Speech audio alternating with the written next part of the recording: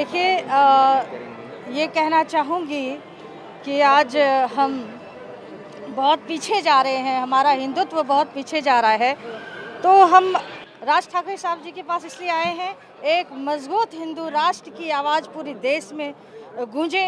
और ध्वज यात्रा तो मेरी ऑलरेडी हो चुकी है और मुंबई मेरा आना यही मकसद है कि जिस तरह मैंने वैशाली गाजियाबाद में ध्वज लगाया है, उसी प्रकार पूरा महाराष्ट्र में हिंदू राष्ट्र का ध्वज हो और एक ही नारा, एक ही संकल्प कि हर घर भगवा ध्वज हो और हिंदू राष्ट्र हमारा बिल्कुल बना रहे। माता जी, बाला साहब ठाकरे के जाने के बाद क्या बाला साहब की छवि आप राज ठाकरे बिल्कुल राज ठाकरे में देखते हैं बाला साहब की छवि।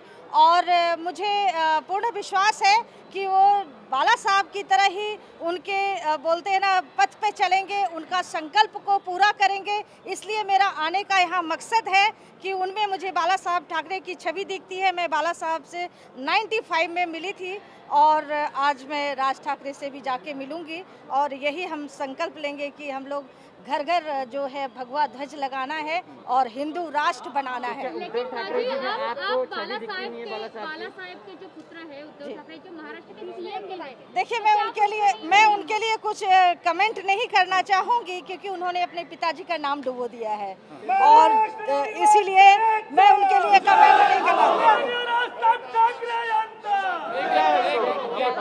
ठाकरे साहब को अयोध्या दौरे के लिए बुलाएंगी। क्यों लगता है कि उद्धव ठाकरे जी ने बाला साहब ठाकरे का नाम डुबो दिया है? क्योंकि जो हिंदुत्व की बात थी, जो बोलते हैं बाला साहब ठाकरे जो बोलते थे वो करते थे और हिंदूवादी थे वो, ना कि वो अगर उनका संकल्प हिंदू का था तो शेर की तरह वो हिंदुओं की तरह, शेरों की तरह दहाड़ते थे। इनकी तरह नहीं कि जो मुस्लिम है उनके साथ मिलकर इन्होंने पार्टी बनाई। इसके लिए मेरी बहुत नाराजगी है उद्धव ठाकरे से।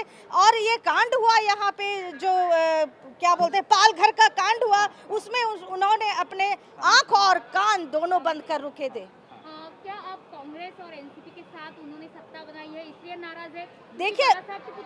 देखिए ऐसा है, कांग्रेस और मैं इनके बारे में नहीं कहना चाहती हूँ। मैं इतना कहना चाहती हूँ कि हिंदुस्तान की सुरक्षा के लिए हमें हिंदूवादी लोग चाहिए, ना कि दर बदर भटकने वाले लोग चाहिए। आप बीजेपी के लीडर्स को भी मिलेंगी यहाँ पर, क्योंकि बीजेपी का तो देखिए, जो हिंदूवादी है, जो हिंदू का ध्वज लेके हिंदू राष्ट्र की सोच रखेंगे, हम उनके साथ हैं। जो बोलेंगे हमें कि हम हिंदू राष्ट्र को घोषित करेंगे, हम उनके साथ हैं। क्या अयोध्या बुलाएंगे आप राज ठाकरे जी को? बिल्कुल अयोध्या बुलाएंगे उनको। और मेरा यहाँ के बाद संकल्प है कि लाल चौक पे जाके मैं हिंदू राष्ट्र का ध्वज लगाने वाली हूँ।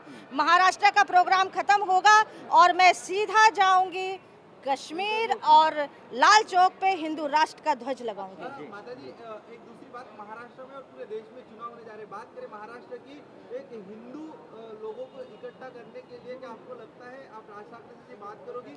बिल्कुल मैं करूंगी। नहीं, देखिए, हमारे लिए कोई पार्टी मायने नहीं रखता। हमारे लिए वो मायने रखते हैं कि जिसका देश की सुरक्षा जिनके हाथों में हो और जो हिंदू राष्ट्र को घोषित करे, वही हमारे नेता हैं। अन्यथा हम किसी को नेता नहीं मानते हैं। आपकी राय क्या है? मनसे को बीजेपी देखिए, जाना चाहिए? अगर हिंदुओं की बात है, बीजेपी तो हिंदुत्व की बात करती है और हिंदुत्व के साथ है, तो राज ठाकरे को जरूर जाना चाहिए बीजेपी के साथ। क्योंकि देखिए, उनका एजेंडा राम मंदिर का था। राम मंदिर में हम लोगों ने बहुत मेहनत की, उन्होंने राम मंदिर बनाया। 370 का केस उन्होंने हटाया है, तो उनको जरूर उस भाजपा की तरफ से आप राज ठाकरे के साथ कुछ बात करेंगे इसको लेकर? अभी तो मिलने के बाद ही बात कर सकती हूँ, इससे पहले तो मैं कुछ नहीं कह सकती। गुरुमा जी, आपने 370 की बात की, लेकिन अभी भी वहाँ पे जो परिस्थितियाँ जम्मू कश्मीर में वो सामान्य देखिए, वहाँ पे जो इतने सालों का जख्म भरा हुआ था, क्या इतनी जल्दी खत्म हो जाएगा? नहीं होने वाला है। ये तो इतना बड़ा, मतलब वहाँ पे आतंकवादियों का एक गढ़ बन चुका था और ये बीजेपी सरकार आने के बाद अभी धीरे धीरे देखिए कितनी वहाँ पे आतंकवादों की संख्या घटी है। लेकिन गुरुमा जी, आप बोल रहे हैं कि आप राज ठाकरे से मिलेंगी, हिंदुत्व के विषय पे चर्चा करेंगी, जी। लेकिन राज ठाकरे का जो पुराना एजेंडा रहा है जिससे उभर कर ये पार्टी उन्होंने बनाई है, वो है उत्तर भारतीयों के बारे में वो बहुत कुछ बोलते हैं। महाराष्ट्र में उनकी जो राजनीति चलती है वो ज्यादातर मराठी लोगों के लिए ही चलती है। देखिए ऐसा है, मुद्दा आपको सही लगता है? देखिए ये मुद्दा तो सही नहीं लगता है। हो सकता है कभी कभी इंसान अज्ञानता में बहुत काम कर जाते हैं। जब समझ आती है कि हम सब एक हैं हिंदुस्तानी, और जब एक मानेंगे तभी एक हिंदू, अगर एक राष्ट्र बोलते हैं ना महाराष्ट्र अलग हो जाता है तो हिंदुस्तान की एक ताकत कम हो जाती है। आज बांग्लादेश अलग हुआ और अब खालिस्तान की भी देख रहे होंगे मांगे उठ रही है, तो हम टुकड़ों में धीरे धीरे बढ़ जाएंगे कि ये क्या बोलते हैं, ये पश्चिमी है, वो उत्तरी है, ये इस तरह से नहीं देश बंटने देंगे। इस विषय में हम बात करेंगे। राज ठाकरे ने जो पहला जो एजेंडा था मराठी जो उनकी राजनीति थी, क्या वो अज्ञान में थी और ये आप उनको बताएंगी? बिल्कुल बिल्कुल, इस विषय में हम बात करेंगे। उत्तर भारतीयों के करीब समिट कराने की कोशिश आप करेंगे? देखिए अभी सबसे पहले तो हम राज ठाकरे जी से मिलने आए हैं और उन्हीं से मिलेंगे।